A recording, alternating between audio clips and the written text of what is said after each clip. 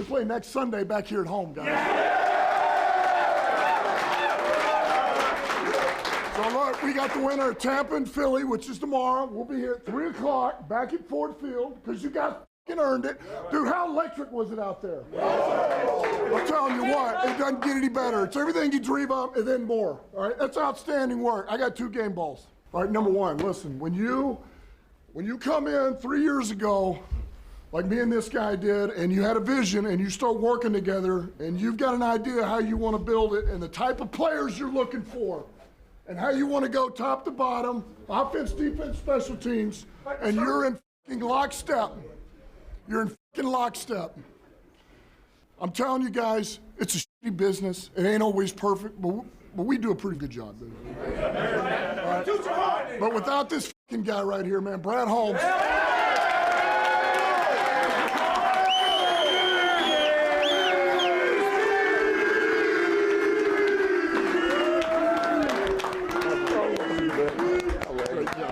Great job. I absolutely love every single person in this room, man. We were intentional on being about grit, all right, and earning it. I love everybody in here, man. We went through darkness and it shaped us, all right? It shaped us for this moment. I love y'all, man. Thank you so much. Appreciate it. Especially this guy, man. Thank you, man. Okay, I'll just say it like this, all right? Hey, you're good enough for Detroit, Jay.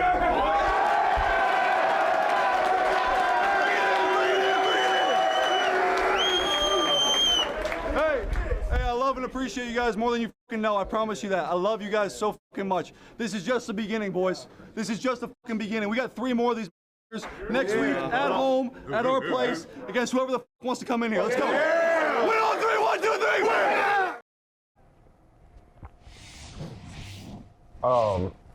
Hey man. Woo! We just got our floors redone, so it's a little dusty in my house right now, so you have to excuse me. Oh my, it's a little dusty. Oh man. Oh, love it. It's the stories, I love man. that. It's the stories. We root for the stories. We are fans of good stories. This is a great story. There's no better collective story than the Detroit Lions. There's no better individual story than Jared Goff. Who among us has not been discarded, personally or professionally, for what someone believed was better? You know? Who among us has not been counted out? But the city of Detroit, oh my gosh. Axel Foley, Dr. Detroit, Motown, like everything associated with the city of Detroit right now. I'm going to watch Beverly Hills Cop, all 3 of them. You know, Axel F is coming out soon. I mean, just all things Detroit right now. You know, Mumford High, 8 Mile. I'm going to watch 8 Mile. Like I am put like, what up, though? What up, though? And I'm telling everybody that for the next week, because as everybody should know by now, because we saw that vision, Michael. We saw the vision. We saw the official vision team. That they're the official team of Brother From Another. We saw that vision that Dan Campbell was talking about. And I just think back to that initial biting kneecaps press conference and the national response to that. I think about how the trade for Jared Goff, like how Jared Goff was viewed as just a throw-in. I think about this year's draft. I'm old enough to remember this past year's draft. Why are you taking a running back in the top 12? You know? Why are you taking Sam Laporta instead of some of the other marquee tight ends that are still on the board? Look at him now. Look at him now. Like, this is such a heartwarming, feel-good story, and more important, a damn good football team built for playoff football. Mike, man, like this team, and we know the stats. Okay, they've never been to the Super Bowl. Detroit has never appeared in the Super Bowl. Last time they won a championship was in the 50s. The last time they won a playoff game before last night was in the 1991. So there's so many. You talked earlier about the punchlines. You'd rather be what was it? You'd rather be a punchline. I'd rather be a laughing stock than a sick joke. The Lions historically have been a laughing stock. The Cowboys are a sick joke. They've been all a of laughing stock. Yes. They've been a laughing stock. They've been a sick joke. They've been irrelevant. They've been the example of what you don't want to be. And so, like, all the things that... They were 0-16. So they were the first 0-16. They Yeah, were the first defeated 16. team. Of They were the course, first they were defeated team 0-16. in NFL history, yes. But, you know, listen, the Lions are the example. There's so many things what you just said of being dismissed, because that was Jared Goff's story. And not only that, it was Jared Goff coming to Detroit, but it was Brad Holmes making a deal with his boss, with his former boss. With Les Snead, and yeah. So it was almost like, you know, Les Snead, you're going to, you know, Brad Holmes, you're going to Detroit, and this is one of the first deals that you're going to make. And generally, when you make a deal, when you're new to the job and you're making a deal with the boss who's experienced at the job, you usually lose on that end. And it really worked out for both teams. Stafford got himself a Super Bowl with the Rams. They got what they wanted. In Detroit, as Dan Campbell said there, Detroit got what it wanted in Jared Goff. I don't think they knew that in year one. It was like he's a bridge guy and you're looking to replace Goff. But the more they saw him, the more he connected with his teammates. He grew from that experience. He grew from the dismissal. Absolutely. That's a word for Yes. somebody, right? That you get dismissed, you get discarded, and you think you're down and you think it's never going to get better for you, but there was growth there. He's a what I different like to say? quarterback. You know what I like to say? You weren't Yeah, rejected, you were redirected. You weren't rejected, you were redirected. That's what I like to say. And for the whole franchise, the way they built themselves up, freedom is never voluntarily given up by the oppressor. It must be demanded by the oppressed. MLK again. Come on now. They had a vision. Dan Campbell is right. They did have a vision for what they wanted to do.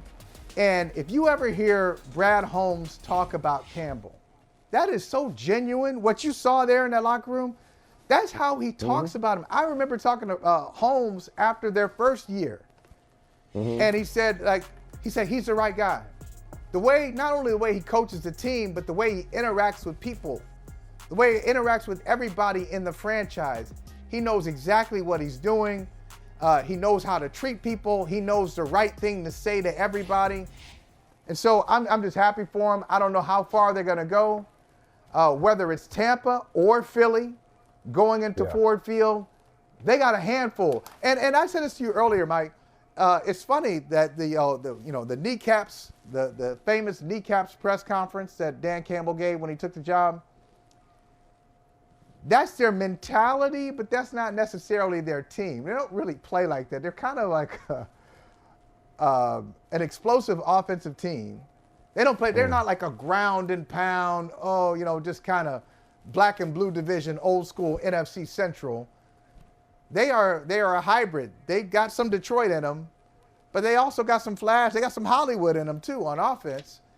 And then defensively, they're a little spotty on defense at times, but it all works. You put it all together, it works. They're a dangerous team. I'm glad that there are our official team. They're dangerous. I'll get to that in a second, but I do want to say, I went to their training camp last year. This is when the Hard Knocks cameras were there. So there was Hard Knocks, and I visited them in camp. I felt the energy. Sometimes, and it's not always right. Sometimes you're wrong about it, but I felt like there was something there. They were on to something going into the second year. And we know how they finished last year.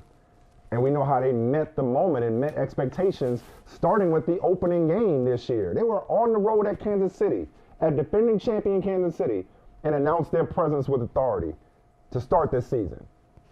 So conversely, when you talk about having a weight with the Cowboys, we talked about that earlier, and like they're crumbling under the weight of expectations once they get to the playoffs.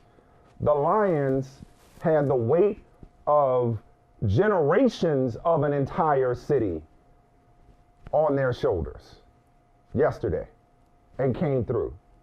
The city of Detroit and all it's been through, the way it's viewed, the way it's talked about, they have that collective biting kneecaps, we don't care if you got one ass cheek and two toes mentality to them. And they deserve this so much. Like, going back to the theme of this whole conversation today about fans. Like, so there's the tortured existence of Cowboys fans, but then there's the promised land or the other side of what it's been to be a Lions fan. And the jubilation and the joy and the euphoria that they're feeling today, not just about this one playoff win for the first time in 3 decades, but because, similar to the Packers, this organization has been known for people leaving. And yet, it now has staying power. They've been known for people leaving, and now their staying power. There was just a documentary done on Amazon about Barry Sanders, who walked away because he had enough. Calvin Johnson walked away because he had enough. Matthew Stafford had enough and wanted better. It was time for a change. It was never going to happen here. Everybody in Detroit has always operated from a place of, it's not happening here. This team will never get out of its own way. Now they're on their way.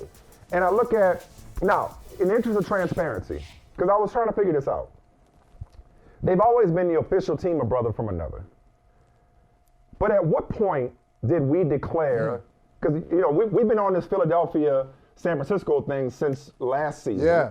But at one point, you and I don't remember which show it was, and we don't archive these things. I don't know there was some show where we said, like, you know what? We both shifted our pick. It's Detroit. We said, you know what? Forget it. It's Detroit. I remember that conversation. We said this. Late September, early October. I'm guessing. September, October, somewhere in there. So it was before the Ravens beat the crap out of them then. But at some point in the season, I don't know if it was the loss to Green Bay or the loss to the Bears. I don't know when it was. And it's funny how things even out, by the way. Side note, they get robbed against the Cowboys, or whether they did too much, however you choose to look at it. Now they got the home field game in round 2 anyway, because the Cowboys lost. So the universe it all evens out. But anyway, I don't know when it was, but at some point, it felt like, it looked shaky for the Lions. Like, the Lions, everything that we said they could be, and yet here they are on the doorstep of the conference championship game, because they get the 4-5 winner at the crib. So if you thought that place was electric Sunday night, oh my God. If your Eagles survive Tampa, which I don't think they will, if your Eagles survive Tampa, I like them against the Eagles, I like them against the Bucks. Then let's get way ahead of ourselves here. Let's if go. They're in a conference championship game, they either have a conference championship game at home against a team that they know well in Green Bay, which would be crazy, a Lions, Packers, NFC title game, or they go to San Francisco.